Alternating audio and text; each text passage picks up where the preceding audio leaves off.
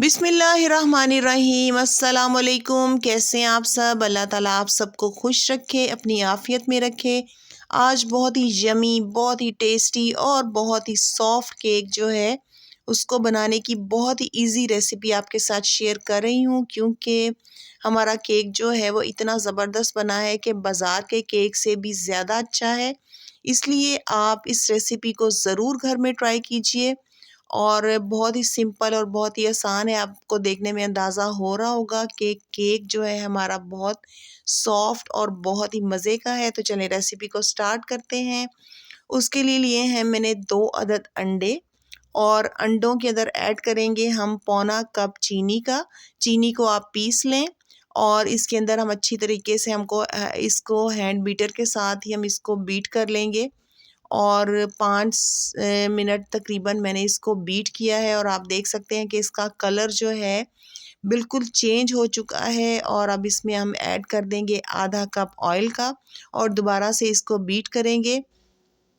और देखिए आप जितना केक को ज़्यादा बीट करेंगे उतना ही आपका केक जो है वो सॉफ्ट और अच्छा बनकर तैयार होगा।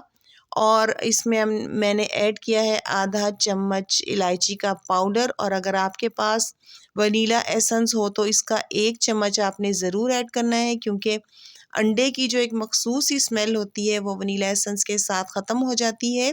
अब इसके अंदर हम मैदे को ऐड करेंगे। मैदा हमने 1 कप डाला है और इसके अंदर डालेंगे हम 1 टेबल स्पून बेकिंग पाउडर और सिर्फ 1 चुटकी इसमें ऐड करेंगे हम बेकिंग सोडे की।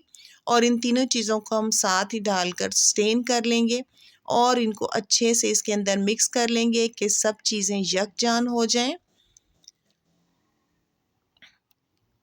और बैटर तो हमारा रेडी है। अब इसमें बारी आती है कैरेट की, क्योंकि कैरेट केक जो है बहुत ही ख़ास केक बनता है, ख़ास तौर पे सर्दियों के इस मौसम में। गाजर जब रेड रेड सी गाजर इसमें डालते हैं तो बहुत ही देखने में भी प्यारी लगती है और खाने में भी इसका टेस्ट बहुत अच्छा आता है। तो इसमें हम ऐड करेंगे 1 कप गाजर कद्दूकस करने के बाद और इसको इस तरह ही डाल देंगे और हमारा बैटर जो है वो बहुत ज़बरदस्त सा रेडी हो चुका है। और अगर आप इसमें कोई नट्स वगैरह डालना चाहें तो वो आपकी अपनी चॉइस है। मैंने इसके अंदर मेवा जो है वो डाला है, क्योंकि मेवे का टेस्ट इसमें बहुत अच्छा आता है। और इस तरह का हमने मोल्ड ले लिया है और उसको हमने बटर पेपर लगा दिया है और ग्रीस कर दिया है। अगर आपके पास बटर पेपर ना हो तो आप सिंपल कोई पेपर लगा कर उसको ग्रीस कर सकते हैं ऑयल के साथ। और बैटर हमने जनाब इसके अंदर डाल दिया है और देगचे को कर दिया है प्री हीट।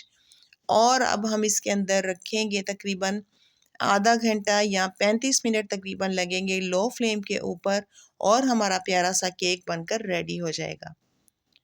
तो लें जी, आधे घंटे के बाद हमने देखा है और इस तरह से हम चेक कर लेंगे कि हमारा केक पूरी तरह से बेक हो चुका है।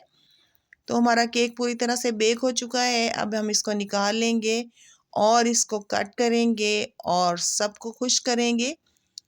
उम्मीद है कि आपको रेसिपी अच्छी लगी होगी। अगर आपको रेसिपी अच्छी लगी है तो जल्दी से चैनल को सब्सक्राइब कर लीजिए और वीडियो को शेयर और लाइक ज़रूर कीजिएगा।